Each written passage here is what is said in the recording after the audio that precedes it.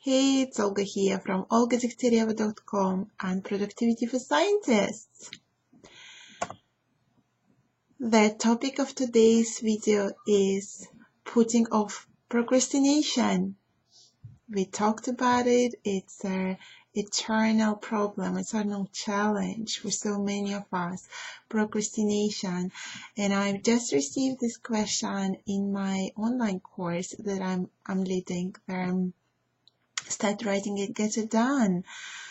How to deal with the procrastination, and I've shared a lot of tools, and the people, the scientists, they applied them and said that there is an increase in their productivity and they could get much more done. And still from time to time this comes up, the procrastination. So how to shrink this time that we lose on the procrastination. And that's what the question, and I thought I address this quickly today. I hope you'll find it useful. So procrastination is a great challenge for a lot of us, and it is difficult. It would be then strange. It would be a simple answer to this if it's such a big challenge for so many of us, and yet there is one simple thing that I'm going to share with you today, so stay with me. And procrastination has other deep roots and in the history of our mankind, and as well as in your personal life. And it might have originated in you as a pattern because of the way you've been brought up, you've been parented, or maybe a little later, or alongside in school, and when you had your job. When you are told to do something, and when your motivation is completely removed from that, that's when we enter, so to say, a master and slave relationship. When you feel like a slave and that person is a master and tells you, you do this now, and your motivation is completely removed. You're not asked how you feel about it or how do you want to do this.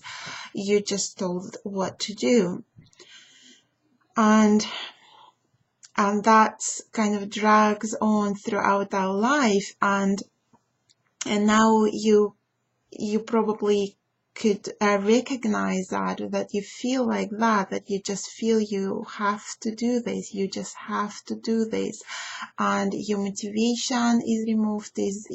No one is interested in how you feel about it, you just have to do this. And a very natural reaction to this is to procrastinate, is to postpone it for as long as possible, and to do it badly. So postponing it for as long as possible is procrastination, and that's what's happening for you right now. So we just discussed briefly the origin of this, and how it is manifesting right now in your life. So I just wanted to offer you a solution to this. So I just wanted to share with you something here right now, and to say, like, if you feel right now that you have to do this, you have to do it, and then you find yourself postponing it for as long as possible, procrastinating, I want to tell you that you don't have to do anything. You don't have to do anything, really. No one is chaining you. So that is the first step, for you to just sit with you and the project that you're procrastinating with, and tell yourself that you don't have to do anything. And there will be already some different kind of feelings coming in, some feelings of freedom and stuff. And as the next step, you could tell yourself, well, I could if I wanted to. That's an amazing feeling of freedom in there. I could if I wanted to. Yeah, you don't have to do anything. You don't. but you could if you wanted to. And at this point, you give yourself a chance to actually look if there is anything in it actually that you wanted to do.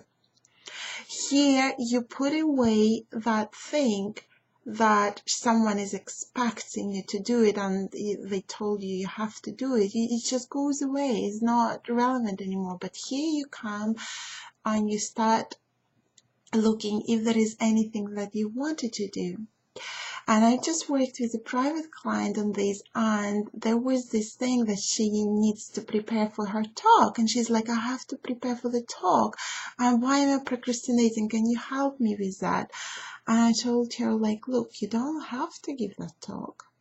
No one is forcing you. And she's like, no, but I wanted it. And then she started to remember that day when she received this confirmation that her contributed talk, the application, the abstract, has been accepted, that she's given this opportunity to give this contributed talk. Of course she wanted to, because she wanted to get out her message in front of the people. She wanted to influence her field. She's a scientist. And she wanted to use this opportunity in her job hunt. She wanted to get out there and show that she's a good scientist. She can communicate. She can get good results. And it was a job application season is coming up. So when she got into that feeling, and then she actually was excited about her results, so she wanted to get out there and report them in front of the public. When she got in touch with that and she remembered all these feelings, she's like, yeah, I wanted it. I was like, okay, so what's going to be your next step? This is a totally different energy.